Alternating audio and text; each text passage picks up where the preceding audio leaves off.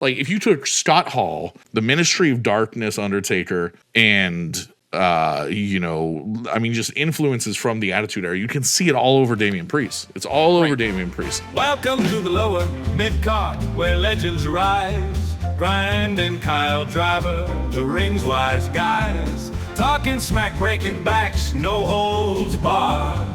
On the lower mid-card, the action's avant-garde. What's going on, everyone? This is the Lower Mid-Card Podcast. I'm Kyle Driver. And I'm Grind. And we have reached the pinnacle. We have watched the pinnacle. We have seen the cream of the crop. WrestleMania 40 dumped its load on us 2 nights in a row. We took it everywhere and enjoyed it all. You just said dumped its load. I just like a fucking 12-year-old. I wanted to say, in us, on us, and around us. Just so much, and it's just like stop, dude. I know. It's fine. It's okay. We're cool. I'm bringing it back. WrestleMania 40 in itself was a masterpiece. It was of wrestling cinema. And then even, which we'll get into later, but like WrestleMania, we're still talking about it, but there's still so much that's been happening since. I told you right before we decided to record that I was overwhelmed for this episode. I don't know how to begin it. Obviously, we've seen how this has started, and I don't know.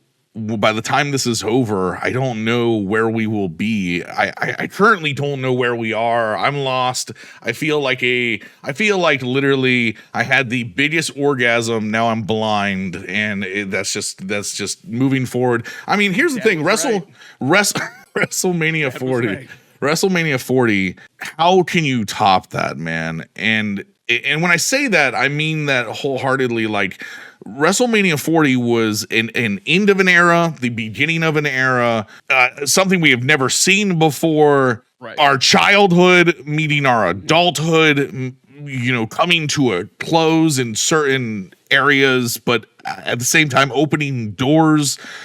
And every week I'm more invested into the TV show. I'm more invested into what's going to happen next. I'm worried. I'm excited. I'm all over the place emotionally, dude. Let me put on my therapist hat real quick. Okay, please do. Why are you worried? What's going on? Let's talk about it. I don't think it gets better. Like, I really don't. Like, we're not going to spoil. I mean, for those who haven't seen WrestleMania 49 2, we're not going to, I'm going to spoil it for you eventually. But you're going to get spoiled. Yeah. But we won't spoil it this early on. It's just, that is the dream scenario. I mean, legends came to life, and it worked out like normally I go on these far-fetched like fucking segues, and I never come back, and you have to reel me back in. But I kind of hit the nail on the head a little, kind of, and it felt like it the entire time. And then on top of that, it was like there may have been a total of 1 or 2 matches that weren't great, but they were good. Right. For 2 nights at WrestleMania. Absolutely. Yeah. It was something. It was, I mean, that's, for lack of a better phrase, and, not being able to find the words to really pay respect to what we witnessed. It was something that is unheard of. I get choked up, dude. I get choked up. The fact that we got to witness that shit. Yeah. Like, we've been wrestling fans for huge portions of our life. Myself, I've growing up, I've gone through my ebbs and flows where I was like, I don't care, whatever. Yep, same. And like you said, I'm at the point where I cannot not watch. Exactly. And you're texting me, I'm texting you, and it's like, it's not just cool again. It's never been this cool. No. For weeks, we're about a month removed from WrestleMania, and being a month removed, it gave me some time to really reflect and see what everybody else's reaction was. And everybody's reaction was our reaction. It wasn't much different. The only difference was there was way more casuals who came in last second, who were told by a friend to watch this and found themselves loving pro wrestling. And so I guess why I'm scared is it just feels like there's no way to keep going forward and keep going to Mars. Like we've hit the moon, we've left the stratosphere, we've passed the moon. How can it keep going? But then every week I keep finding little things. We keep seeing little things that we're going to talk about that just keep getting better. Some that you're not the biggest fan of, some that I'm excruciatingly like happy about. But overall, man, it's like the state of wrestling and just the state of the WWE has never been this. Yeah. And it's I scary. can understand that. Getting to that point, right? This pin or this next step, is that the ceiling? But then the next week, it's like, oh, I guess we're still going. Yep, exactly. We're climbing still. My question, insane. My question is now that we've had our first WrestleMania on this podcast that we can review and talk about. Right. The initial question I'm going to ask, and I'll probably ask it throughout this episode, is how can WrestleMania 41 top what we saw? How? I don't think they're. I think it could be good. Around that, like no, I don't have that kind of brain. You know neither do I. Like this is like, crazy, and this kind of tells you the type of person that Triple H is, right? The kind of mind that this man has, that he was able to basically revive the WWE. Right? 100%. When it was completely going down, and silver linings. Here we are, and we're watching this next step. WWE has always been one of those trendsetters. They've always been the pioneers when it comes to consuming content or putting out content. They're just going to continue to do that. Like, we're now going to get live TV on Netflix in 2025. What in the world is happening? Which is insane, right? So I mean, it's just like Pandora's box has been opened, and here we are. So what is next? Well, and that's kind of the beauty of this whole thing, is that we get to strap in and go on this roller coaster ride, not expecting when the next hill is, when's the next corks, when are we going to go through the loop? And we don't know. Well, we're all blindfolded, and I love that. And all we know is that there's a new premium live event coming, at the end of each month or the beginning of each month, and it's a breadcrumb to WrestleMania 41. And that's all it is. And so we will be speculating for, and that's, I can't wait. I mean, that the excitement that gives me to go, well, we could go this direction, we could go that direction, is just kind of crazy, because what we saw in 2023 leading to the beginning of 2024 for WrestleMania 40, I mean, the theories I threw up against the wall, the theories you shut down, to all come to a head where, I mean, you want to talk about, that is my Christmas, my Disneyland, I die. Dude, I could literally right now, I could die happy probably. We're going to try to make this quick, because I also want to touch on the next premium live event to get us on to the road to WrestleMania 41. Dude, this thing started off, I do want to make a mention. Friday night, they did the Hall of Fame, and I think, I will say this. I love Paul Heyman. I'm a Paul Heyman guy. I've said that forever. The one thing that I will say was very awkward was, if you didn't catch the beginning of the Hall of Fame, they did the order almost backwards this year, where they had the headliner perform at the opening position.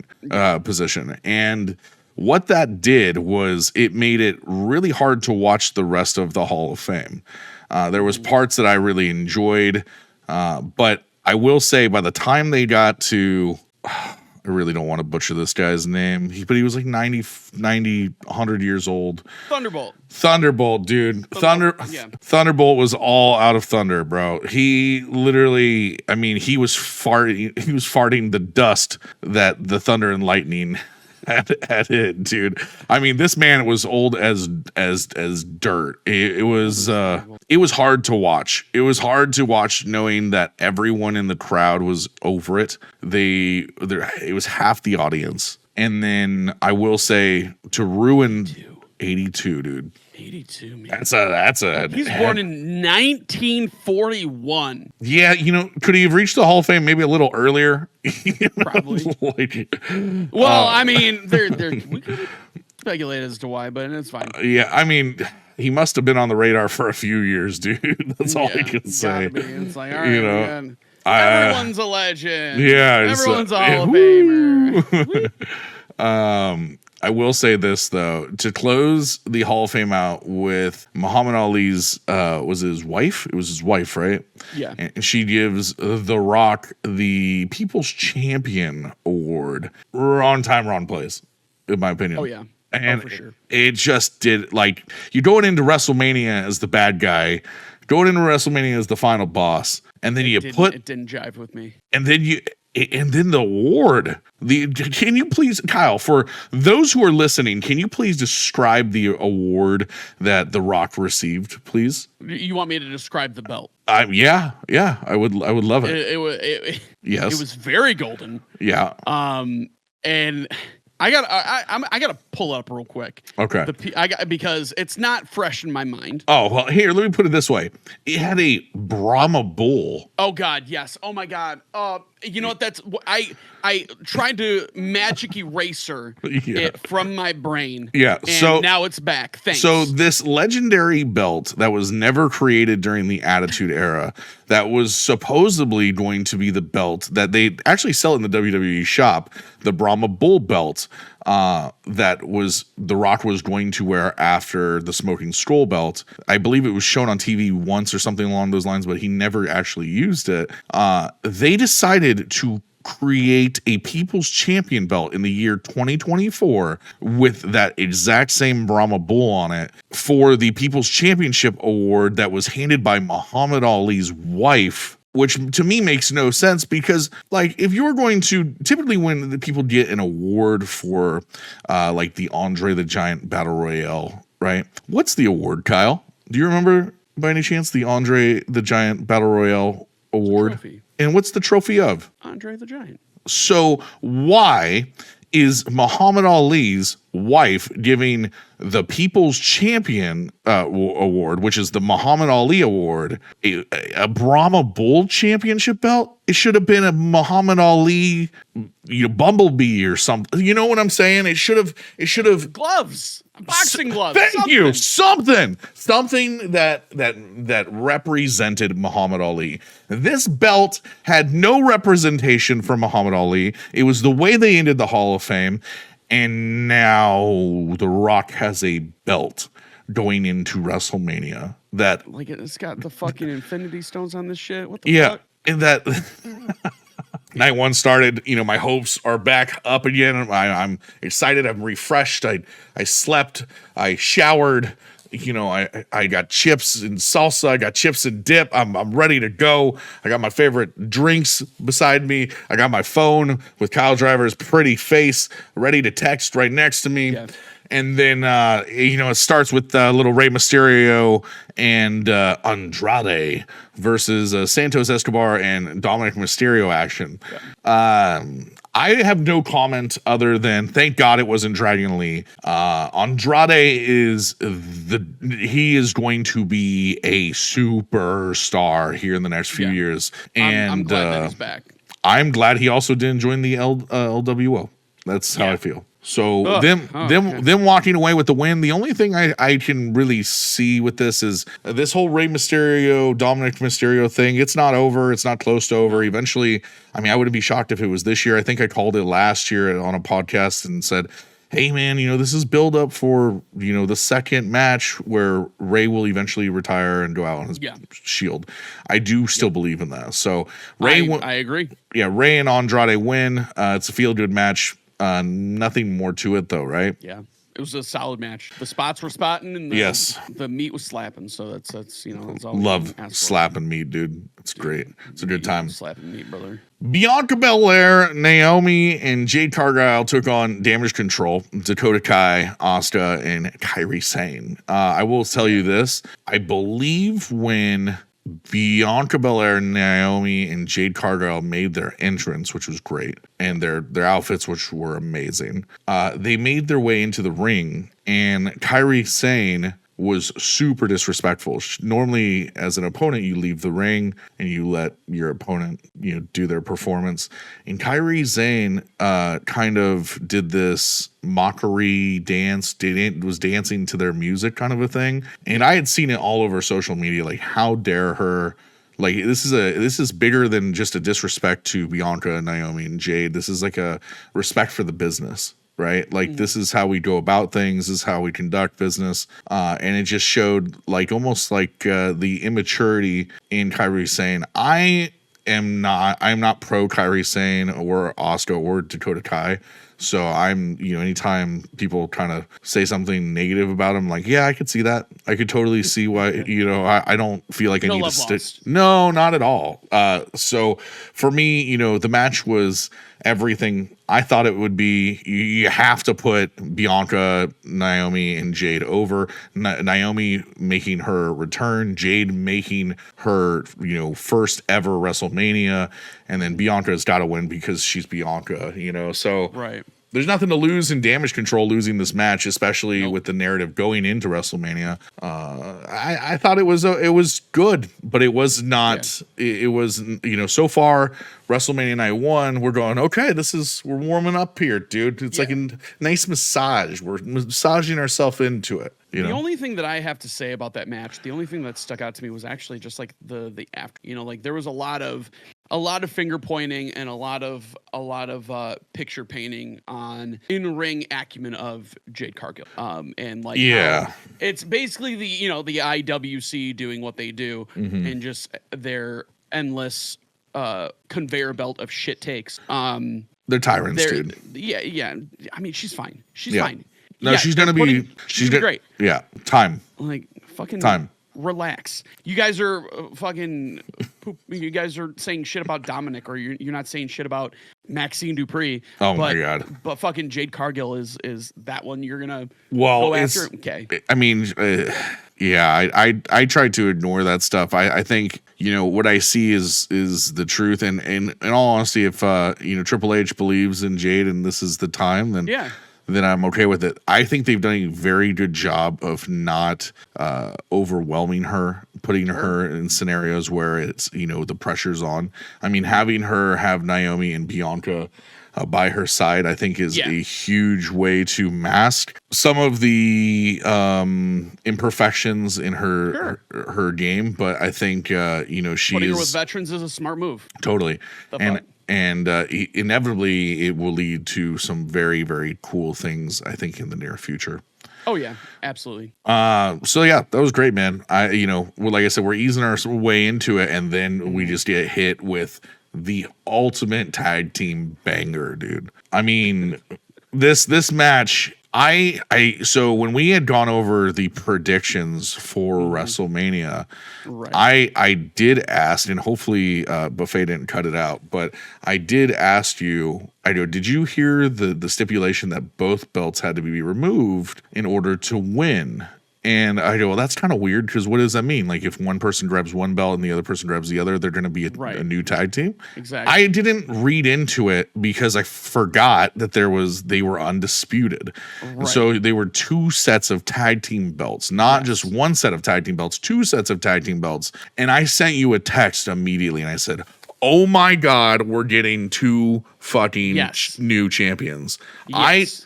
When I saw them hanging, I'm getting shivers right now, dude. I was so fucking happy, because for a year we've been going, what is happening with these unified? Over a year. Well, it's been it's been over a year, but since last WrestleMania, right? Since they lost, the Usos lost. It's like, okay, now what? the big question is when is it going to split? Are they going to unify them? Is it going to be one set? And we've talked about how there's so many great tag teams, and we really believe that there needs to be two different tag team belts. And then I send you this text, and I'm freaking out because I'm like, I'm sitting on my couch, and I'm telling my girl, I'm like, you don't understand. We're gonna get 2 new fucking tag teams out of this. And I sent you my prediction completely changed. I said, I go, oh my God, what if the Awesome Truth win? And I went instead of, I went Awesome Truth, and I believe the New Catch Republic is what I wanted. You did. And you had said Judgment Day. And I said Judgment Day and R-Truth. Yes. And the fucking way this went down was so caught me off guard, because within the first 5 to 10 minutes of the match, I mean, it is everything you'd want from this match. Yeah. And then all of a sudden there's a spot where not Austin Theory, what's his buddy's name? Kofi Kingston. No, Grayson Waller. Austin Theory and Grayson Waller. Okay. Grayson Waller gets on a ladder. There's no one around. I mean, he stole it from everyone, from underneath everyone. And I was like, oh no. That wasn't supposed to happen. That's literally like the way that it's set up. Was like, wait, was that supposed to happen? I don't think so. Like it was supposed to happen. Like, do you still think it wasn't supposed to happen? I don't think it was supposed to happen like that, because there was no drama. There's no drama to it. He like stole the fight. He just like walked up there by himself and got the belt. And I'm thinking, oh fuck, like this is terrible. Like you can't. What? You have 6 different tag teams going for these belts, and this guy just walks up out of fucking nowhere and steals the title. So now I'm like, great, dude. Austin Theory and Grayson Waller, they win the title. But then it's not over. They don't get to leave. They're still in the match. Yeah. And I'm thinking, like, what if they pull a fast one on us, dude? What if fucking Austin Theory and Grayson Waller go and do the exact same thing to the other belts? You know, I'm thinking, this is terrible. Like, this is not. They had a great idea of a match with so many people and so many spots. And then to have Grayson Waller just walk up there and take the fucking belts, no struggle, is the worst beginning to a ladder match I've ever seen. Yeah, literal W key to get the match. Yes, the titles. And then thank God for fucking talent that has been in the industry for 20 years. Thank God for the Miz, and thank God for R-Truth.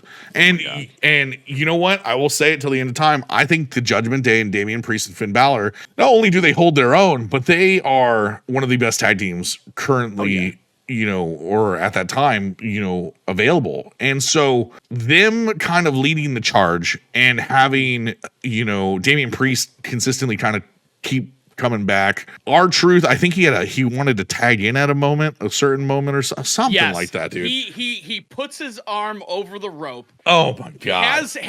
Has the tether in his hand. So fucking and, good. Miz does the dive, dude, and tags him in. It was fucking beautiful. Why it took 20 years for R-Truth to catch on, I don't know. But I will tell you this: it took me 20 years. It took me 20 years to enjoy it. Like the funny thing is, it's been the same song for 20 years, and I've never really thoroughly enjoyed it. Ron Killings is he's a fucking specimen. Gem. Yeah. If you get some time. Yeah. I don't know if you've had a chance, or if you did watch when he was in TNA. Watch some R Killings. No, watch some Ron Killings in TNA. I have not. However, for the last 20 years, I've seen pretty much everything that you can see on WWE with him. Completely different. What's crazy though is he's always been funny. He's hilarious. He had a great run with the 24/7 championship. Yeah. And it really did put him over. And then he got injured. And I actually follow him, I think, on TikTok.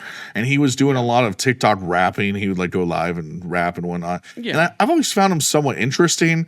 But as a professional wrestler, it was always like, oh, that's R-Truth. Like, it was never like, dude, this guy is fucking killing it night after night, And it's not like he's stupid funny. It's not like he's like making a mockery. Clever. It's very clever, and it's just gotten really good. And like the way that it's framed is like so digestible. Yes. Like you don't have to be like the biggest mark to understand like what the joke is. Exactly, dude. Like, and that's what's beautiful about it.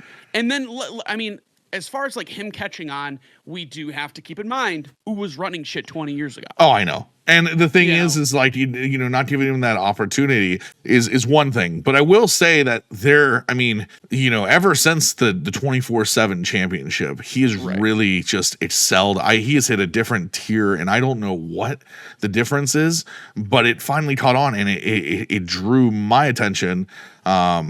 More and more as the months have gone on since he's made his return. I mean, he made his return the same night as was CM Punk. It was the same night as CM Punk. And you know, the best way, I think you were the one who sent me a text. He's like, and you're like, don't forget the best return of all, which was, you know, R-Truth. And it was with a Ruffles commercial. Yes. You know, Ruffles spot. It was a fucking chip commercial. Dude stole the show. Like, he did. Like, and I love it. It's amazing. You want to know the best part about all this? The man's 52 fucking years old. There's nothing that looks 52 years old like that. I've never seen anything. He's found the fountain of youth. Oh my God. And he ain't telling nobody. No. I don't want to know either. I just want him to keep doing what he's doing because it was an amazing way to end the 6-pack ladder match with him and I believe the Miz at the exact same time going up, grabbing the belts. And you could see that moment. Dude, I'm such a grown man child. I start choking up. I can't talk. You know, I stare at the TV so that way, you know, my girl doesn't think I'm crying because, you know, I'm tearing up this entire time. And I choke, and the older I get, the more I do this stuff, the more I choke up when I'm watching stuff like this. It's a feel good story, right? There's something about it that is totally just gets underneath my skin and it just I can't talk when stuff like this happens. So I loved every second of that match. It was, you know, I didn't think after last year's tag team match with the Usos, Sami Zayn, and KO that there could be a better WrestleMania tag team match. I don't know, dude. This match had me on the edge of my couch, literally going, "No way that just happened." To, "Oh my God, this is one of the best moments I've ever seen in pro wrestling." It was incredible. Yeah. To follow that, we had any match that would have followed that would have been hard. But I feel like that was peak night one in my opinion. And then from there, I do agree. And then from there, it got a little shaky. You had Jey Uso versus Jimmy Uso. Everyone's excited for it. I've looked into this for over a year now. Last WrestleMania, they were talking about how they would love to at a future WrestleMania have a one-on-one match. We've been talking about it forever. I think there was a lot more that was expected considering how athletic these guys are. It was worse than the Young Bucks when it came to Super Kick Fest. This was Super Kick Fest 40, and it was slow. It was drawn out. It was a lot of trash talk, but brotherly drama built up into it. And I just was like, are they going to do anything else besides the frog splash and a super kick? That's basically what I was going to say. It with that match, it highlighted that they do not have a robust. But what's funny is when they're together, they have John Cena syndrome. They only have 4 moves. They can't learn more because they only have 4 moves. So it's just like, okay, cool. It's like ordering at Taco Bell. Like, what are you getting? Oh, it's going to be meat, cheese, lettuce, and stuff. Yep. But in different configurations. That's all this is. This is Taco Bell. It just, like, having Jay win, it just didn't make much sense to me. But it is what it is. Exactly. Jay wins. Cool, whatever. And this is actually where I took a bathroom break and I missed. I can't believe that. I know. Actually, it was my favorite match of night one. Wow. So, Intercontinental Championship match between Gunther and Sami Zayn. This is where I took the bathroom break. I thought, I would be taking it during the women's match. That's not what happened. So yeah, man, Sami Zayn does his dang thing. I watched the replay of it. It was a very Sami Zayn, climbing over the mountaintop kind of, or getting to the top of the mountaintop kind of a match. Reminded me a lot of last year. The Halua, it's called the Halua kick. Is that what it's called? Haluva kick. That kick, man, I mean, that's his, like, we got to do it 6 times, kind of a thing. And he did that last year. And so I felt like the ending was very similar in that regard. You did get a turnbuckle brainbuster, though. Yeah. Listen, Sami Zayn, I will tell you this. He is one creative guy. And for Gunther to lose to anyone, I'm so glad it's him. Because he was built up to be last year. Sami Zayn was in the main event in his hometown against Roman Reigns. And then literally just, he had the WrestleMania moment, but after that, we lost within a month, lost the title within a month. It's almost like, what are we doing, dude? You build this guy up, and there's a very similar star in somebody we'll be talking about who was on night 2, who's kind of going through the same thing. But, to see Sami Zayn kind of come out on top and become an Intercontinental Championship, especially with the legacy that Gunther just left. I mean, he'll always be that guy. So it was a very, very cool moment. Very happy. I was very pleased when I came back and I saw that Sami Zayn won. Absolutely, it was a good match. I enjoyed it. It kept me engaged. I was sucked in. So awesome. I loved it. Yeah, you were sucking. That's for sure, man. You were just sucked. You're blowing. Very true, dude. Very true. The Women's World Championship match was our co-main event, and it was between Rhea Ripley and Becky Lynch. Now, I didn't see why we needed Becky to be the person. I need to make a small correction. We started night 1 with Rhea and Becky. Oh, that's right. And what was the band that came out? Fucking Motionless in White. Motionless in White. Yeah, something like that. Okay, can you please do me a favor? If you pull up Motionless in White's singer and a picture of Rhea Ripley, and Buffet, if you're listening to this, please add it to the podcast. They look identical. I was like, oh, this is not a good look. Rhea, who's become almost like me and my girl, we talk about this all the time. Like, she's kind of become like the sex symbol for WWE and kind of, mommy's always on top and whatnot. She comes out with the singer from Motionless in White, and they look like identical, like not just brother and sister, like she could be the lead singer from Motionless in White. I don't think it was a good representation of just a good image thing. I don't think it was a good image thing, in my opinion. But I will say that the song was sick, and the hardcore stomp that they both did was dope. I love the unison in that, the little moment with the pyro in the background. I just felt like I was like, oh my God, they look the same. Like she looked, David Havoc too. She looked like a man, dude. Buffet, you got to add these references in, dude. God damn it. She looked like a man. Oh God! But it's the truth, dude, and that's where my head went. I can't help these things. Nipple slips, Rhea Ripley looking like a man, Asuka wearing a thong on the outside. It's just too much. It's too much. Get it out of here. He can't handle it. He can't handle it. I can't, dude. I need my wrestling to be wrestling, and that's not wrestling, dude. Neither is Becky Lynch.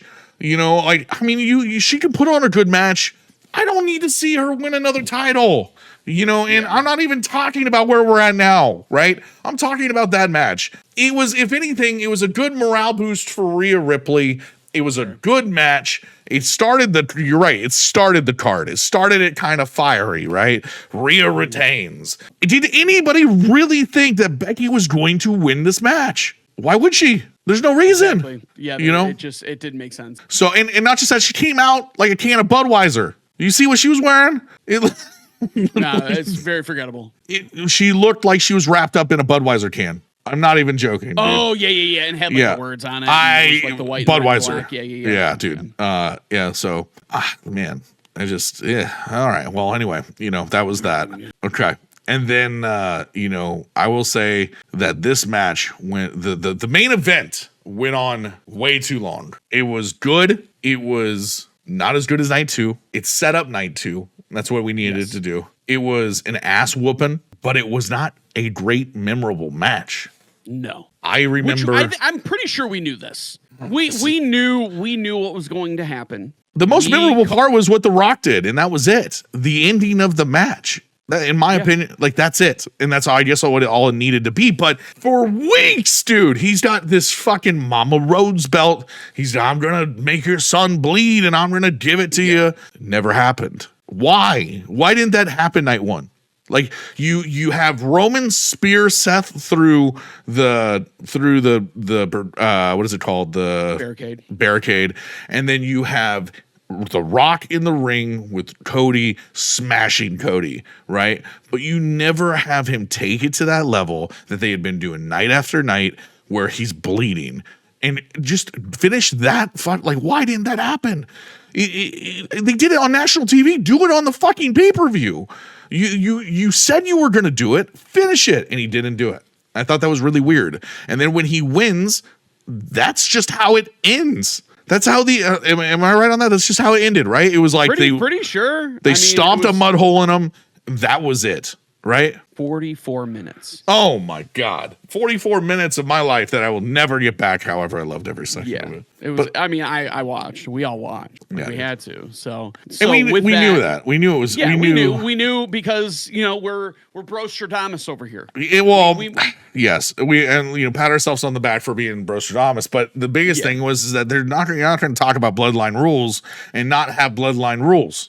You got to have bloodline rules for night 2 to really make this situation as crazy as possible, right? Yeah. So, that ends on a very, like, if you went to night 1 and you didn't go to night 2, how cheated do you feel? I feel like you'd feel... I'd be upset. Yeah. I feel like you feel pretty cheated. But I will say this. Night 2, the undercard, which we're going to talk about right now, if you think about the 2 undercards, night 1 had the better undercard. Night 2, on the other hand, in my opinion, it's a little rough, dude. Little rough, and that's where we're gonna go to next, because we're just, let's get into it. I got one thing to say. Yeah, let's do it. Go ahead. Go start.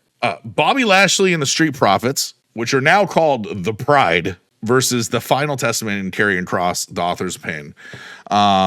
This match was a Philadelphia street fight. It consisted of tables, ladders, and chairs, oh my, and the one and only Bubba Ray Dudley. Now, the weird thing to me more than anything is the Bobby Lashley and the Street Profits, the Pride, have recently gone from heels to baby faces overnight for no reason. Basically, there's a bigger heel in the Final Testament. Yeah. And this Philadelphia street fight match, man, they need to just call it what it is. It's a TLC match. I mean, that's all it was. Yeah. Just call it that. It's just, I was hoping for, like, what if you're in a Philadelphia street fight? What's the first Philadelphia thing people are throwing in there? I'm saying flaming couch. Flaming couch? I was going to say I mean, listen. I was going to say cheesesteak. Sorry, Philadelphia fans. But y'all are unhinged. Yeah. And you set couches on fire. Well, that would have been so much better, dude. That would have been so much better. I mean, I agree. And it's just like coming up with these random names for matches when you could just, it's like, we're going to have this make-out spit swapping match and, fucking whatever. Just have the damn match. Exactly. So we have this match. We have that it's been going on for a couple weeks. We have the story that's been building up with AJ Styles, LA Knight. AJ Styles being the scorned soccer mom for getting hurt, and then LA Knight stepping over his body as he did whatever, and obviously you got to have some story aspect. So here we are. We have the culmination. This is the next match with this feud, and we have LA Knight beating AJ Styles. Very clean win. It was very cut and dry, nothing out of the ordinary, and that was it. I mean, it was a good match. I enjoyed it. LA Knight's my boy. But there was nothing exciting that happened with it at all. Well, here's the thing about that match is that the lead up to that match, that could have been the Philadelphia street fight. The way that the way that they were taught, I mean, the whole house, him going to AJ Styles' house and whatnot. Yeah. Like, it seemed like they were going to go hardcore. And I almost feel like the WWE kind of got it wrong. That should have been the match, in my opinion. I can't deny that. Also, what drugs is AJ Styles not on? Holy shit, that guy is probably not taking gear, but yeah. I mean, listen, I don't know. I feel like you know probably more than I would, but I will tell you at Leader of the Gun Show, dude. Shout out to those who are watching. You get to see a peek of the Gun Show. But you look at him, and he is in, it may be testosterone.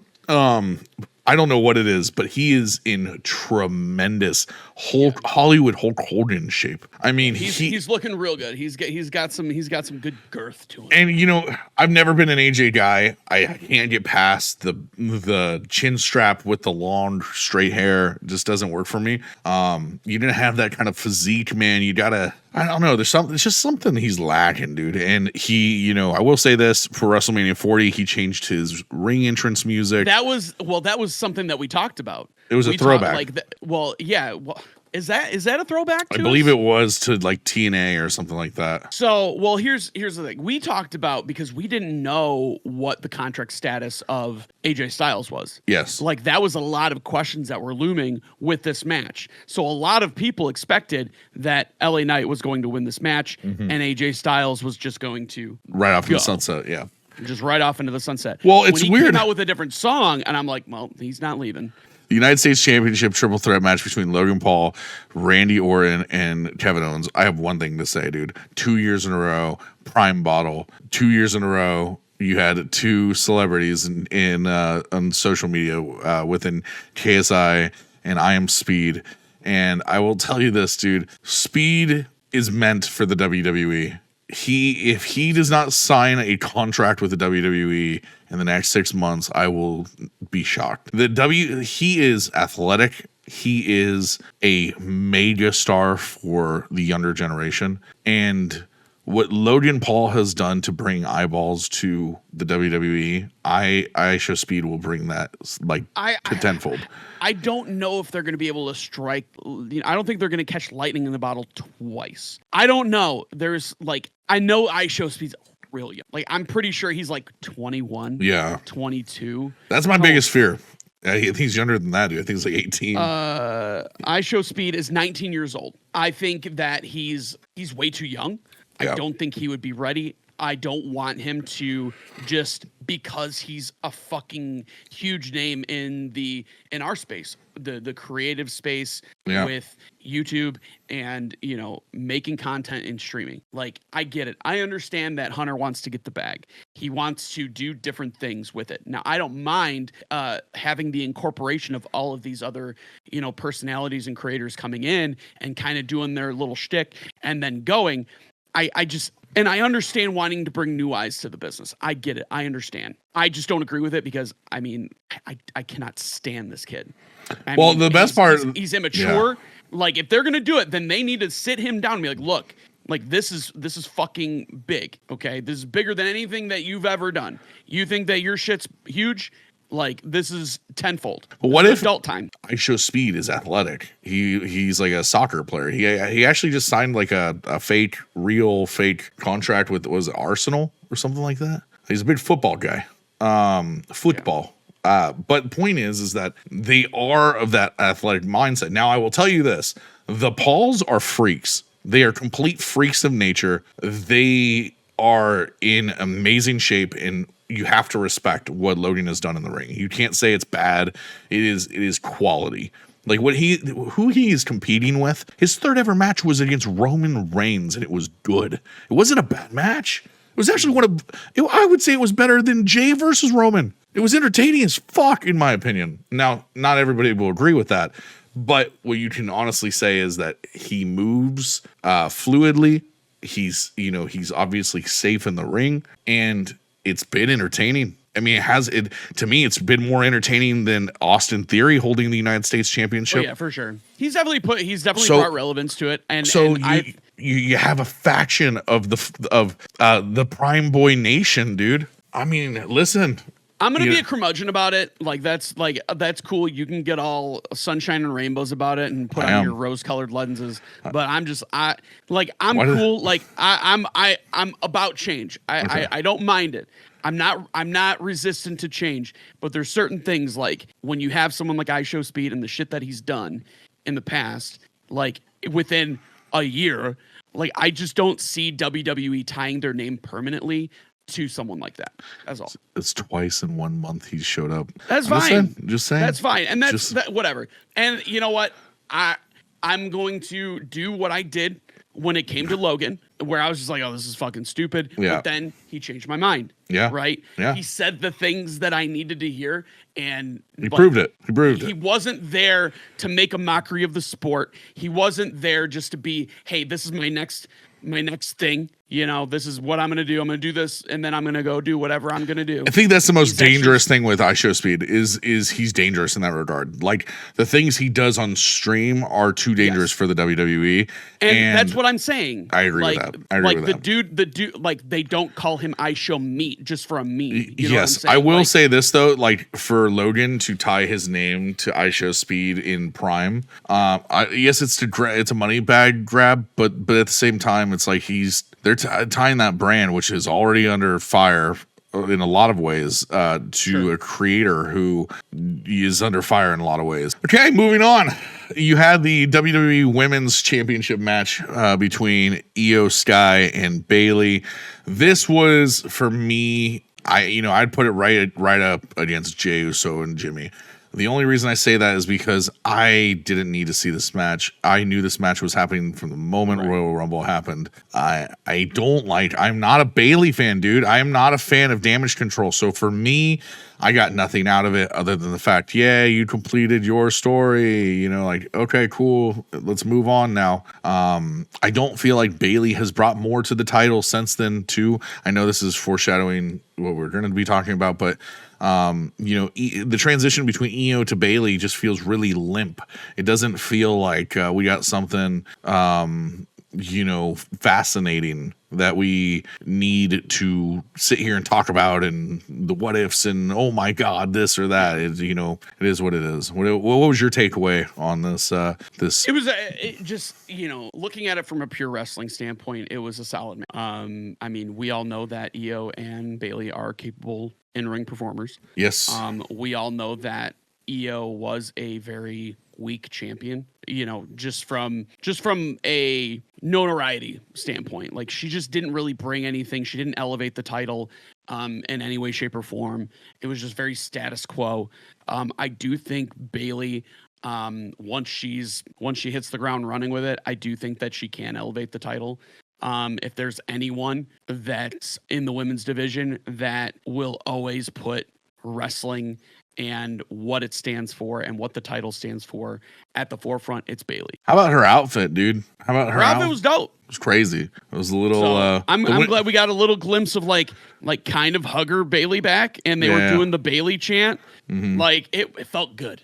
It felt good to me because I was like, when she was in NXT, I love Bayley. You were a hugger. Oh yeah, for sure. I was part of the I don't know, the hug club or whatever. The hugger nation.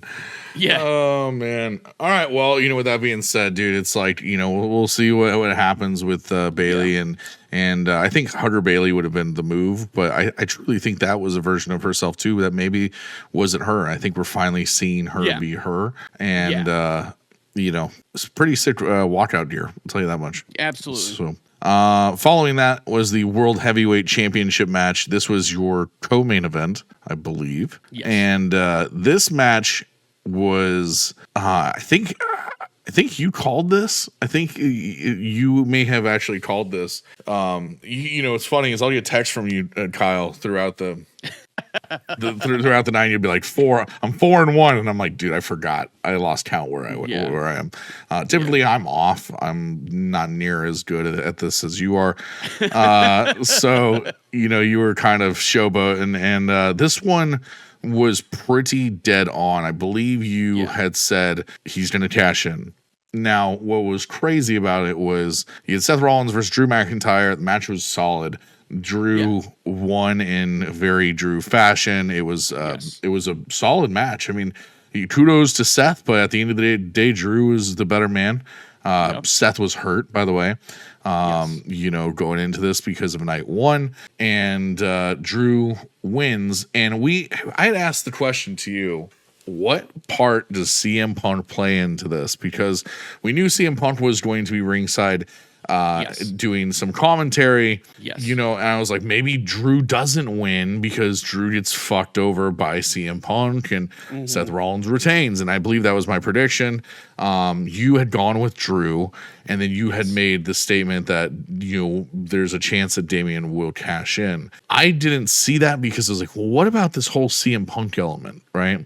And even when he like had won the belt, Drew had won the belt, and he had gone over, he had, I believe, hugged his wife, kissed his wife or something like that. And then he had gone over to CM Punk and he was yelling at him. Yeah, he was gloating. I didn't see what was about to happen. Yeah. CM Punk gets up, he nails him, knocks him down, and then all of a sudden, cue Damian Priest Judgment Day music. And I was like, oh my God, it's happening. And I just kept saying, it's happening, it's happening, it's happening.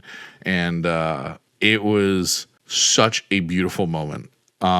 As somebody who's never been a big Drew McIntyre fan, I really like the character that they brought to the tables of recent. I also know that Drew's contract, I believe, up until this point or through this point, has been not signed. Like, he has not signed an actual contract. So to hold the belt for 5 minutes and then to lose the belt to Damian Priest, who has been a company guy who has really kind of been one of the bigger leaders of the company and whatnot, and just a overall great character, and you know, everything he brings from his style to his influences and like Scott Hall and that kind of stuff. You really see a lot of his character kind of flow. Like, if you took Scott Hall, the Ministry of Darkness Undertaker, and you know, I mean, just influences from the Attitude Era, you can see it all over Damian Priest. It's all over Damian Priest, and it's in just what a cool fucking way to win a title. You know, from being Senor Money in the Bank for all these months, you know, having a custom Money in the Bank thing. That's not everyone has gotten that. Not everyone has gotten that treatment. So he's always brought this unique flair to it. To lose the tag team titles in one of the biggest tag team matches the night before, and then to win the fucking World Heavyweight Championship the next night by cashing in, has only been done one other time, and it was for the WWE Championship and Seth fucking Rollins. So I mean, I thought it was great. I was so happy with it. It gave a CM Punk a new storyline with Drew McIntyre that has actually been going on forever. So whenever this match fucking happens, it's going to be legit. I can't wait. It's going to be fucking great. And Seth Rollins went out on a shield, dude. I mean, you know, all the way around, fucking bravo. Yeah, so. It was good. It was a great match. I got nothing else to say. I was right. I knew you're fucking right, dude. You're right. So I will say this though, man. I felt very close to being perfect in our main event of WrestleMania Night 2. I missed it by a hiccup. You did. You did. We had, you know, the undisputed the final match of WrestleMania 40 was the undisputed WWE Universal Championship match between Roman Reigns and Cody Rhodes in a Bloodlines rules match. Now, basically, this means anything goes. The Bloodline can interfere, and all hell's going to break loose. You know, Roman is going to retain. That's what this means. Pretty much. Yes. However, that is not what happened. It was a solid match. I would say it was between the two of them. It was actually better, in my opinion, than WrestleMania 39. They had a better match. I don't know if it's because they had wrestled before together. I think that chemistry definitely makes the second time around even better. It was fluid, and then you have the Bloodline start interfering, right? Yes. I believe it's Solo Sikoa, right? Yeah. And this is just all I'm going to say is this. I'm going to just go through the list of people real quick, but I'm going to tie them to why this is important. Like, you have Solo Sikoa enter, right? He enters the match. He's the enforcer. It was actually Jimmy first. Was it Jimmy? It was Jimmy first. Okay, so Jimmy first, then Jay comes out. Then Jay spears him off the ramp. So that whole brotherly saga continued, right? Through night two. In a fucking epic way off the ramp. Loved it.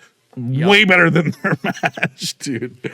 Then you got the enforcer Solo Sikoa coming out. And who better than the one and only fucking John Cena, who Solo Sikoa put into retirement to come out and lay out Solo Sikoa, you know. So you had that, and that I will say that caught me off guard. I didn't see that coming. I did not see John Cena either. And I was like, oh my god. But when it happened, it's like, oh, that makes so much fun. Yeah, but I was like, this is early. I was like, this is early, because I was like, you got The Rock. Like, where's The Rock? And then The Rock fucking comes out, and I got shivers right now, dude.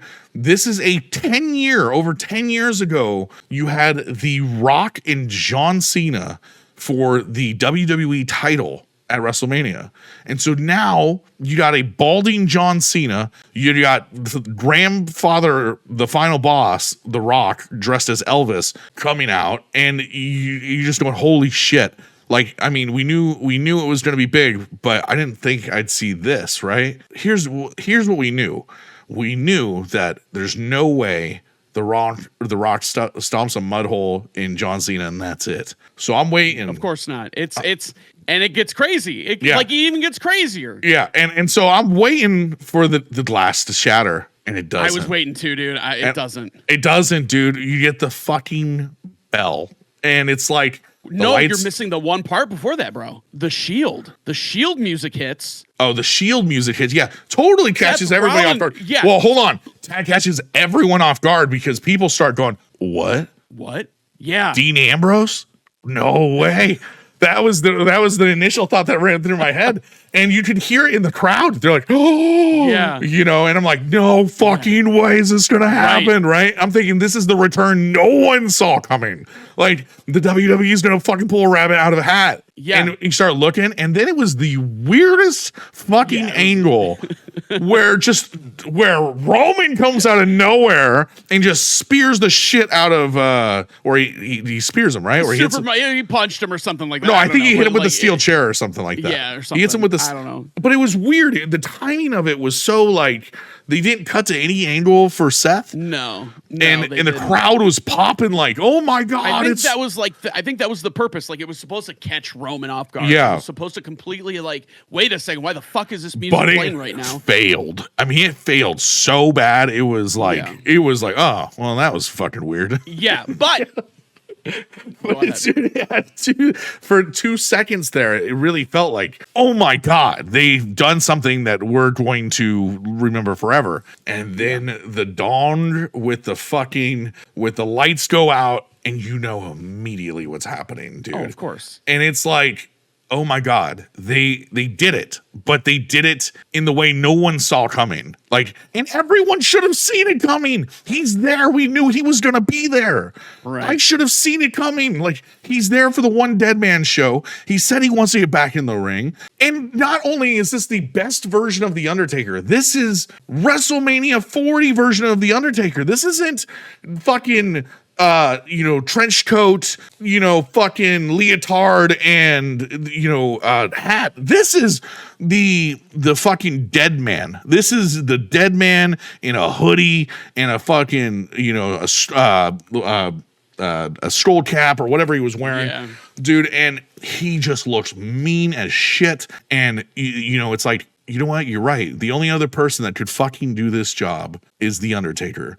The locker leader room, the man who fucking didn't lose at WrestleMania for 21 years, this, and it went to a place for me that was even better than Stone Cold, because it's like, oh my god, he's the fucking greatest WrestleMania performer of all time. And what is this about? It is about Roman, and it's about Cody and whatnot, but it's about WrestleMania. And so now you have somebody who's tied, their legacy is fucking WrestleMania. This is the guy, dude. And the choke slam The Rock, and for The Rock to take a bump the way he takes a bump still, dude. I mean, you want to talk about, R-Truth being in tremendous shape. Fuck. The Rock will give him, a run for his money, because The Rock was taking bumps that, on night one that looked good. But that choke slam bump, that was the best choke slam I've seen The Undertaker give in like the last 5-10 years. There was what happens when you let your body rest. Right? Yeah. I mean, how many choke slams did we see Kane or The Undertaker in the last like 5-6 years of their run do that were just minusculely half-assed. They were hard to watch, you know. So it was done right. He lifted him up in the air and fucking choke slammed him. And I think, you know, I'll be 1,000% honest. The more I thought about this, The Rock is bigger than he's ever been. Stone Cold is not. Stone Cold is muscular. No. He's got that vascular muscle going on, right?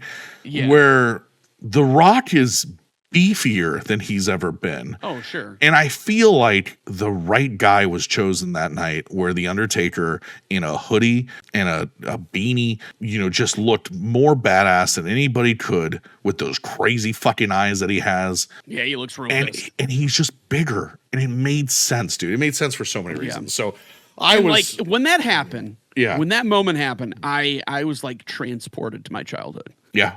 I was sitting there like a 10, 11-year-old, 12-year-old kid, and I'm just like fucking just shocked in wonderment. Oh, so good. It was amazing. It was like, and I couldn't have. No, I mean, what the fuck are you gonna do? What are you gonna do? Nothing. It's just gonna enjoy it. Yeah, and you're gonna like it. You're gonna sit there and take it. And then, you know, I'll just say this, man. I mean, you know, you can say Cody and the Three Amigos did their things, and you know, 1, 2, and 3.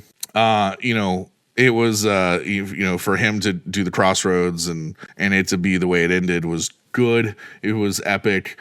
It was time. It was the right play. I didn't like it. I would have liked to see Roman one more year. I've said that 1,000 times, but if it was going to happen, it happened in the best way possible. And I will say that I thought the way it ended was like, hey, you could cut it like any time now, and they like kept it going. Where, you know, they had Hunter come out and you know, the whole creative team come out and what dogging and grandstanding. Yeah, and you know, here's the thing. I will say this: what this showed is this was the end of an era, the beginning of an era. Do you have anything that you want to touch on the draft? I thought that I think that they dropped the ball. Honestly, like if you're gonna have a draft, like give me significant moves. There was four roster changes in the grand scheme of things, not including the NXT stuff. You had Braun Breaker going from SmackDown to Raw. You had Nia Jax going from Raw to SmackDown. You had Sheamus going from SmackDown to Raw, and then you had Andrade going from Raw to SmackDown. Okay, so with that being said, I kind of had a thought on this. Sure. With NXT being the minor league system, right? Yeah. That's where the talent is. Yeah. Should the draft be more focused on NXT pulling people up, new recruits for each big brand like Raw and SmackDown each year, sure, like where they, you know, get a few new talent that are going to come? Because as the year progresses, there are people that just fucking fade because they don't work out, right? They give them a shot and it doesn't fucking work. And then should the talent that is currently on Raw and SmackDown, should they be traded each year? And then by the time it's Royal Rumble or the road to WrestleMania, that's the cutoff date. Yeah. So there shouldn't be trades. Like it works in any other sport. I need to recant what I said. There was more than 4 moves. That was night 1. Yeah. Where there was those moves. Yes. And then you had night 2. I think there was like 6 rounds or something like that. Yeah. You had Damage Control going from SmackDown to Raw. You had LWO going from SmackDown to Raw. You had Shinsuke going from Raw to SmackDown. Okay. Yeah. You had Chelsea Green and Piper Niven going from Raw to SmackDown. Yeah. And then you had Candice LeRae, Raw, SmackDown, The Final Testament, SmackDown, Raw, and then DIY going from Raw to SmackDown. Like, I just like those moves. It's like, okay, these are like nothing burger moves. What? Well, I think the reason that some of those moves are happening is to give some of those talent more of a shot to work with people they're not currently working with. But but if you're going to take it serious, right? Like the way I look at it is your NXT is your minor league system. So right, exactly. So that should be the draft, and then you should be trading people throughout the year until a cutoff point. So like Raw should be trading with SmackDown throughout the year. You bring up a valid point. There has been talks that the first is going to happen this Friday. So I think what they're going to be doing is they're going to kind of like throw in like the front office deals and stuff like that, like trades and all that jazz. Yeah. There have been rumblings that there is going to be trade. I'm hoping that like this is just kind of like, hey, we got this draft, but like now we can actually fucking shake it up a little bit. Because we're going to talk about my favorite person here in a little bit. And Yeah. So it's just, I don't know, just it was very lackluster to me. Nothing really stuck out. I do think Carmelo Hayes coming up made a lot of sense. One. Kiana James coming up made a lot of sense. Ilya Dragunov. Braun Strowman. Oh yeah, Braun Strowman was I think that was probably the biggest announcement. It was like what the fuck though? Like what? Like okay, that was like hey, he's back. Yeah, cool. Braun Strowman's back and he did Braun Strowman things. Yes. Ilya Dragunov coming in. That's big. Totally makes sense. Like that's someone that Gunther can feud with. Yeah. Just because they have that relationship when it was the NXT UK angle. Lyra Valkyria, sure. And then Blair Davenport. I was like, who? Yeah. I haven't been watching NXT. I was to be honest, dude, I said the exact same thing. I was like who? When she hugged Sean, I was like, wait, what? Who is this person? Yeah, whatever. It's fine. And then there were like supplemental picks that happened outside of the main show, and I just didn't really care because the ones that had quote unquote meaning, those ones happened during the live show. I will say this, coming out of the draft, I liked it. I didn't think it did anything detrimental to either show. I didn't, last year when Cody was on Raw, I was like, well, how does he get back? That was kind of my big question. I was like, I don't understand how he gets back to, to SmackDown unless it's the Royal Rumble. And sure as shit, that's what happened. But they kept feeding us little weird things throughout the year that really felt like it was going to be something else.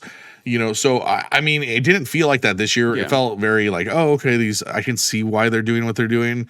But it didn't feel necessary. I feel like they're still trying to figure out the draft. And it's funny because they've been doing the draft for 15 years now. And every year it's different. It's not very good. Yeah, I just, and like I said, I walked out of that with just meh. I'm just being a salty little bitch about it just because I wanted to see some actual shake up. Yeah. Just because. Well, here, let me shake something up for you. Sure.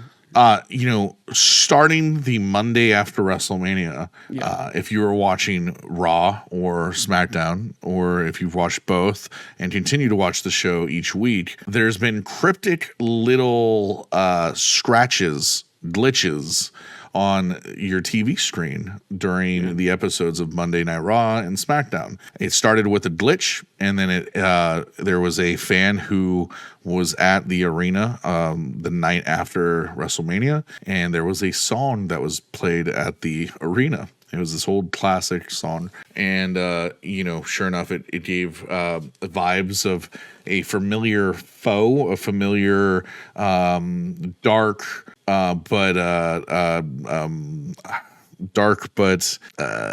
trying to think of the word familiar.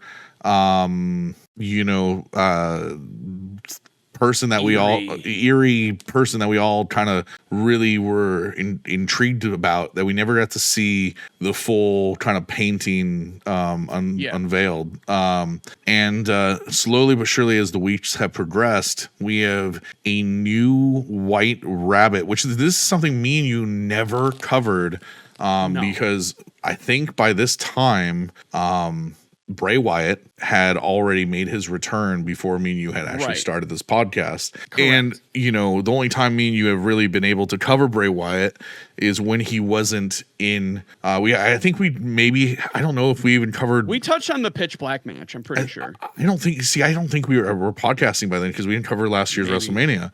Right. Okay. I think we were just starting to get the idea of podcasting together. But the point is that, I am a massive Bray Wyatt fan. His documentary that dropped the night before WrestleMania, I don't know if you ever got to see it. It's fucking phenomenal. It's on Peacock. If you get the chance, you need to watch it. But they, in the documentary, just going to do a little segue here. They show what he was working on. And, when Bray returned, it was a whole lot of Uncle Howdy. I actually have on my personal YouTube channel, I'm going to be doing a video here in the coming months about the mask that is not talked about. There was the mask at the Mountain Dew Pitch Black match that Bray wore, and it was never talked about. It was he wore it at the end of the match, because he had all that glow on him and whatnot. Yeah. But at the end of the match, he wore a mask because Uncle Howdy kept saying, "Put the mask on, put the mask on." And it was a new mask that he wore. And it's not in the documentary. It's nowhere. You can't find pictures of it online. If you go to look, you only can see it in the pitch black. You never get to actually see what the mask looked like. And so to me, I've always been intrigued by that. But the point is that this story never fully developed.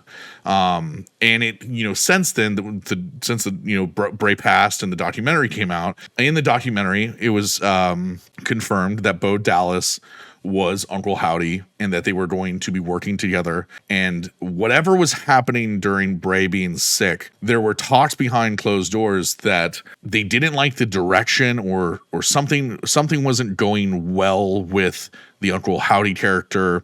And if you actually look back on it, it moved really, really slow.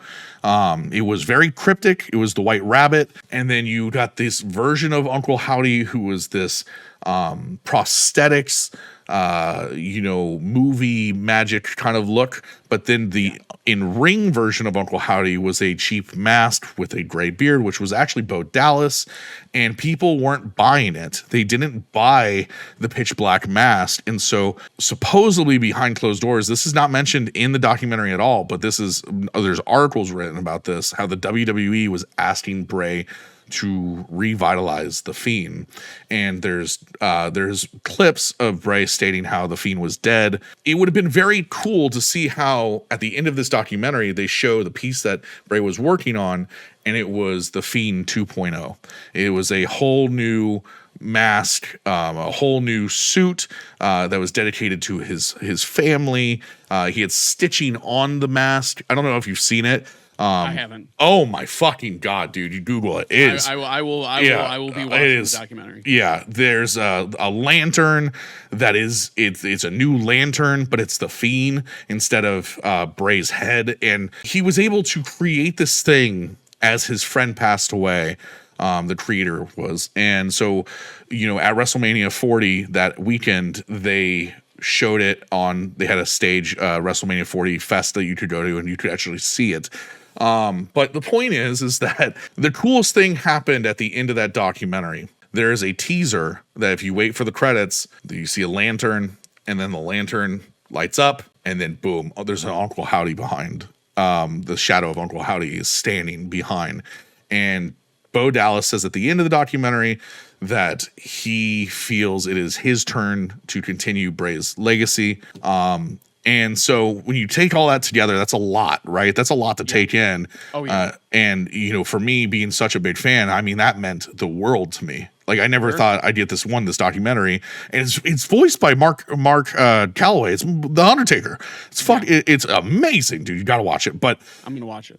But anyway, to wrap it up and put a bow on it, for the last month since WrestleMania, every Raw and SmackDown, there has become a new White Rabbit trail, which is QR codes and glitches on screen. Yeah.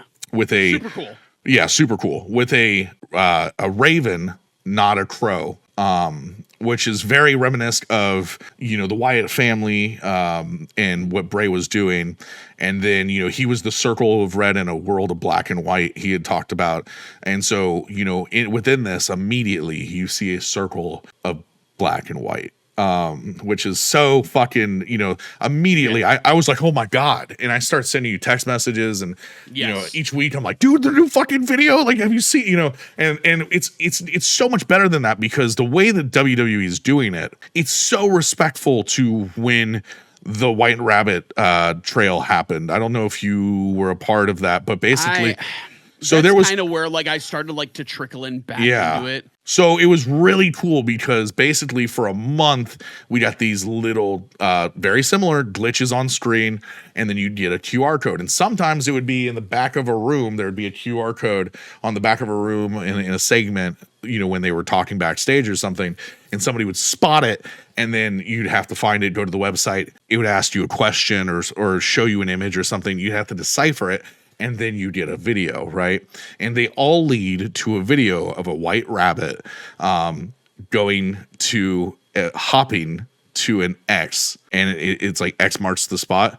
But it was the night before Extreme Rules, and so that's how everyone knew. Like, what the fuck is this white rabbit? Like, is it Bray Wyatt?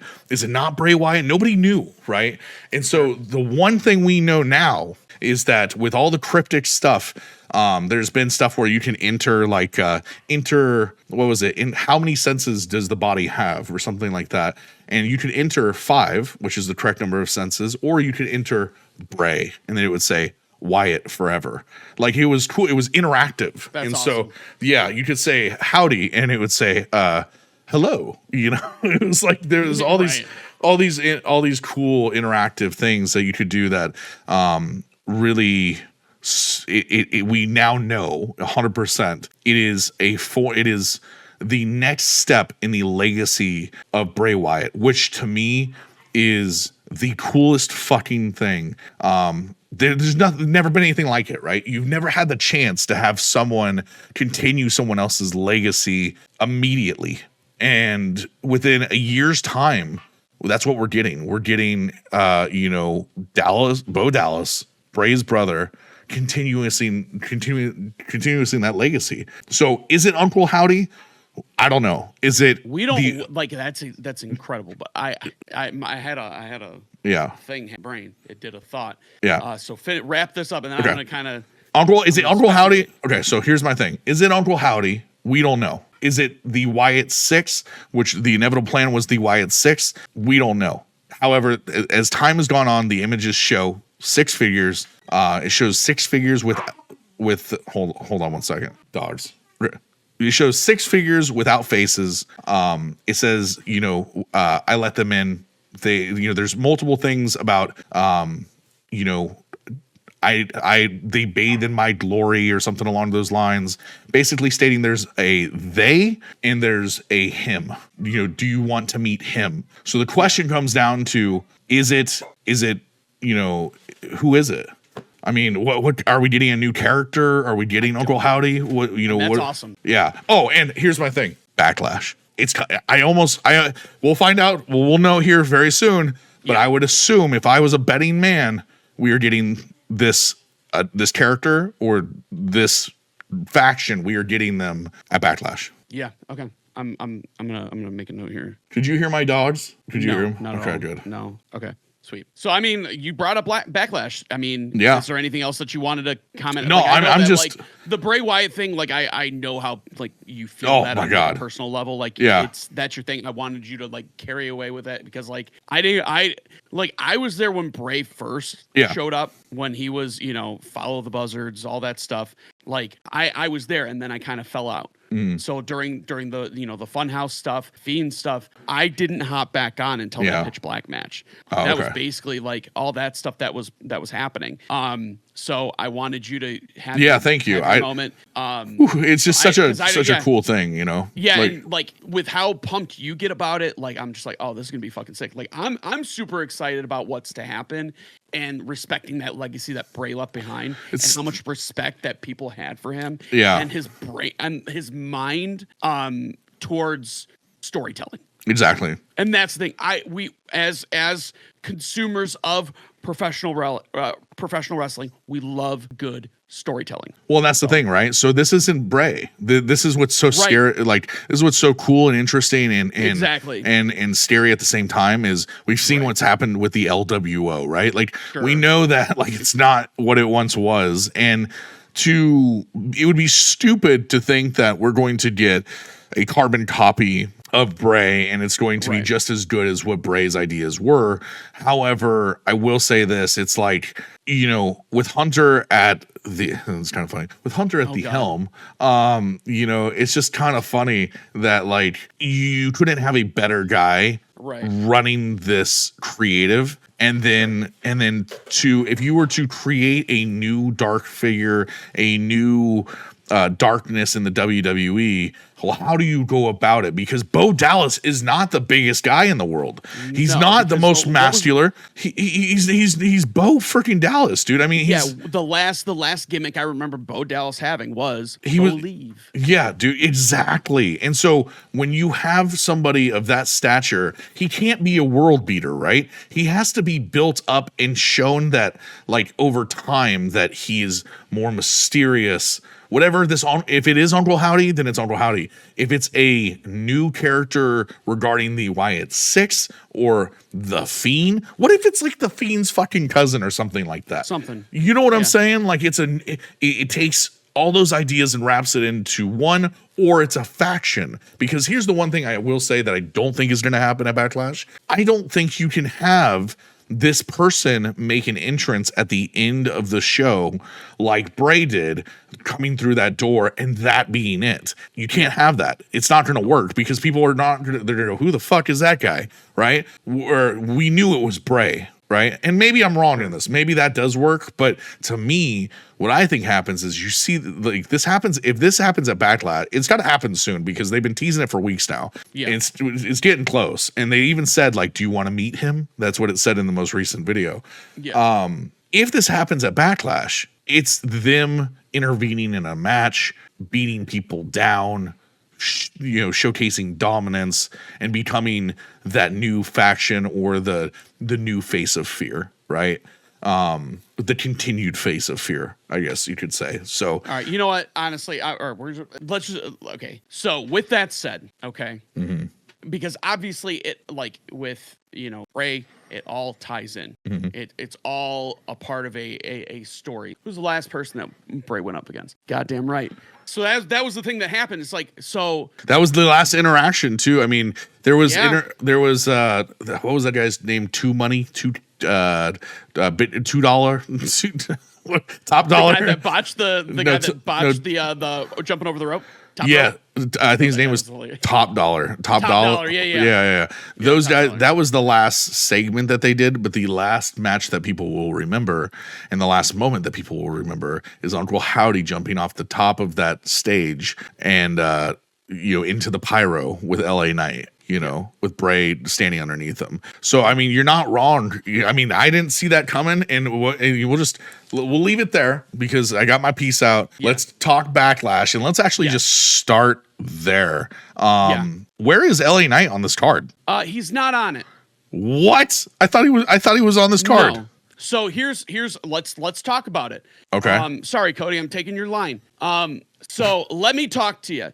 So here's my, like, they had a tournament that led up to the undisputed WWE Championship Eliminator tournament. I remember this. Yes. So you had the semifinals on SmackDown 2 weeks ago, and then this past Friday you had the final, right? Yes. It basically ended up with LA Knight versus AJ Styles. AJ Styles wins the match, right? The way that he won, and like he didn't win clean. He did like a poke in the eye or something fucking stupid like that, and then he did like the Styles clash, or he did like the flying elbow thing and won. He didn't even hit the Styles clash. So LA Knight gets pinned. He loses. And it's just like, okay, which makes sense because LA Knight has a lot of momentum in WWE right now. Totally. Having him have another match against a champion to not win, because we all know that Cody's going to be the champion for a bit. Yes. It wouldn't make sense, and I don't think that they would want it hurts LA Knight that to happen. It would hurt LA Knight. I do think that the way that they had LA Knight lose this past Friday does hurt LA Knight's stock a little bit, and that pisses me off. Like, if AJ Styles, he's a dirty boy now, you know, so make it actually dirty. Yeah. You know, don't do a poke in the eye. Are you fucking kidding me? Yeah, that's pretty dirty though, man. It's dirty enough. Yeah, I guess. but they haven't talked about it. He hasn't been there. So I don't know what's going to happen, but he is not on this card at all. Yeah. That's kind of a lot to unpack, because I will say that AJ did at the end of Monday night try to Cody was wrestling, and he did try to turn on Cody and enter the ring and hit him in the back of the head with a steel chair or something like that. Yeah, he was gonna do him dirty. So now you got me interested, though. You got me even more curious about this LA Knight thing, because it did seem like the feud between AJ and LA wasn't over. That's kind of what I got from it. I believe that's it ended very abruptly. Yeah, and I believe that's your main event of this Backlash card. It is. It is. Is this going to be? Hey, before we get into the other matches and the rest of this, is this going to be I get up at 8 a.m. card? Starts at, for me Eastern 10 a.m. is when the kickoff starts. Oh my God, son of a biscuit! But that's the kickoff. So that's an hour of kickoff. So 11 a.m. Eastern is when the pay-per-view should kick off, I think, unless they're going to do another 2-hour kickoff. Breakfast, so dude. That's breakfast. So, I mean, woo. Yeah. Okay, but let's get back to it. Yeah. Do we want to get into the matches? Yeah, we'll get into the matches. I just, we're talking about the freaking main event. We'll just kind of touch on it real quick. I mean, Cody wins. We know this. Yeah, we all know this. AJ is dirty, and I would not be shocked if LA kind of plays a part in it. I think you got something there. The question is does the Uncle Howdy stuff tie to LA? I don't know. I mean, I'm convinced that with the way in this, and I could be wrong with this, and by the time this episode comes out, you guys will probably know. But with the way that the Uncle Howdy stuff is going, it's very similar to when Bray returned for at Extreme Rules. It does seem like it's going to be a Backlash. And in my opinion, like I said, he has to make a statement in a match. So what better way to make a statement than to lay out AJ Styles and then have Cody just pin him 1, 2, 3 kind of a thing. You know what I'm saying? I don't know. I mean, this is all theories.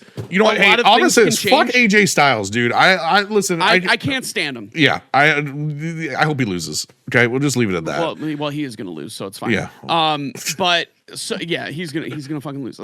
This is obvious. Okay. Can we just move on? I don't even need to talk about that match. So basically the first match, based on what I'm showing here, Randy Orton and Kevin Owens versus the Bloodline, Solo Sikoa and Tama Tonga. Now, who is Tama Tonga, you may ask? Pray tell. Kyle Driver. Who is he? So Tama Tonga is a part of the family. Yeah. He is in the Bloodline. Yeah. He was a New Japan Ring of Honor guy. Yeah. And they got him. They snatched him up. Mm-hmm. And this is kind of where things are getting a little crazy. We didn't talk about the Bloodline. It's getting a little loosey-goosey. Yeah, we didn't talk about the Bloodline. Yeah, we don't need to this episode. We don't. But anyway, Tama Tonga, he's part of the Bloodline. He's been mixing it up with Solo Sikoa. What? Anyway, yeah. No, I'm just. What? Anyway, so we have this. Yeah. And I don't know. I think it's gonna be Solo Sikoa and Tama Tonga. Has to be, because they're really building them up.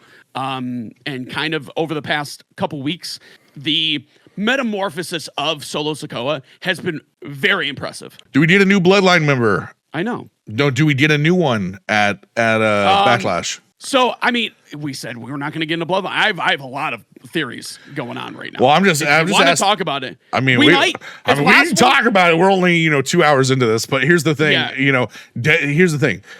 There's another Bloodline member who supposedly signed with the WWE. He did, confirmed. Do we get him? Do we get Jacob Fatu in this pay-per-view? It's certainly possible. Yeah, in France. It's definitely possible. Okay. We may have the second new appearance of another Bloodline member, but which side? I'm gonna call them the Blue Bloods, or the Blue Bloods. Yeah, the Blue Bloods. Yeah. So anyway, we have this match. Obvious, it makes the most sense to have Solo and Tama win. Mm-hmm. It's Kevin Owens and Randy Orton, right? Yeah. Yeah, I thought you just said Randy. Yeah, I thought you just said Randy. I was like, it's a 2-on-1 match. Kevin. I thought I said Kevin. My bad. Oh yeah, no, it's all good. It's yeah. There's no reason for them to win. And then not just that, but then can we get rid of this friendship, the Kevin Owens and Randy Orton friendship? Like, dude, I mean, them at all I'm gonna say is them at WrestleMania riding on a golf cart. Good. I didn't. Can you get a little more like? Come on, get on. Yeah, dude, this is supposed to be the guy who's like, a rageaholic and what in the world are we doing? Whatever. All right, cool. Bloodline wins. Blue Bloods win. The moving on, you got the most irrelevant, whatever you want, however you want to pronounce it, the most hated titles in the WWE currently, the women's tag team championships. Who cares? Yeah, I mean, well, the reason why I do care is because like we're gonna have a change in titles. We are. And you know what? You know what? It's actually gonna go on two people that probably deserve it. Absolutely, 100%. So the match is between the Kabuki Warriors, Asuka and Kairi Sane, and Bianca Belair versus Jade Cargill. So those are your new champions. I'll take it. This is a way to get Jade warmed up for her singles run, down the line. She's gonna fucking rough shot. Following that, we get the WWE Women's Championship match, which I know you've been waiting for, which I know that you can't. You can't. I cannot contain my excitement. Exactly. Bailey, your favorite.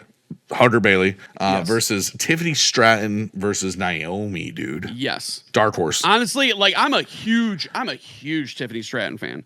I'm loving what she's got going on. It is Tiffy time. And it is not going to take very long for her to hold some form of gold because she's just that good. Crazy theory. Naomi joins Bloodline. Oh, just throw. Can we? Okay, we need to do. All right. We need to set some time next week. We're doing a Bloodline podcast. Okay, that sounds because we got because there's so much like we could literally talk for an hour and a half about just all the Bloodline shit going on, dude. Just a Bloodline podcast. Just throwing it out there to throw it out there. It's so ridiculous, dude. You can almost throw any Bloodline thing at the wall at this point, and it just sticks. Okay, cool. Tiffy time, huh? I think you're right. Yeah. I think you're right. And it's as much as I want to be like, nah, dude, it's too early. She's not winning Backlash. No. What? She has to win Backlash. No, Tiffany is not going to win a Backlash. They're not going to give Bailey a month run. There's no why they're going to do Bailey's. Dude, brother, Hunter is not going to listen. Let me tell you something, brother. So anyway, I'm just saying within this next year, up until WrestleMania, she will have gold. Bro, what has Bailey done in the last 4 weeks? Give it fucking time. Let Hunter cook. Hunter's been cooking. Bailey let him cook with is not hugging, dude. She's not hugging. She's gonna hug, bro. Just let it happen. All right. She's gonna latch on. So anyway, I do think Bailey retains this one. I do not think that they are going to give her a very short 1 month run post WrestleMania and dropping the title in France for Backlash. It's not happening. I mean, it just doesn't make sense. Like, yes, I love Tiffany Stratton. I think she's leagues above both of these people, but I don't think she's going to get the title I'm gonna go. I'll tell you this. I think Bailey drops it. Okay, that's fine. I truly do. Split decision. I'm mark it down. So now we're in lockstep for. That is the one match we don't agree on, dude. We agreed on everything else except this one. Except the one match. But listen. Hold on. Who's been right? Yeah, okay, all right. You're not wrong. Who's got the track record? You have the track record. Unfortunately, you do. And you know what?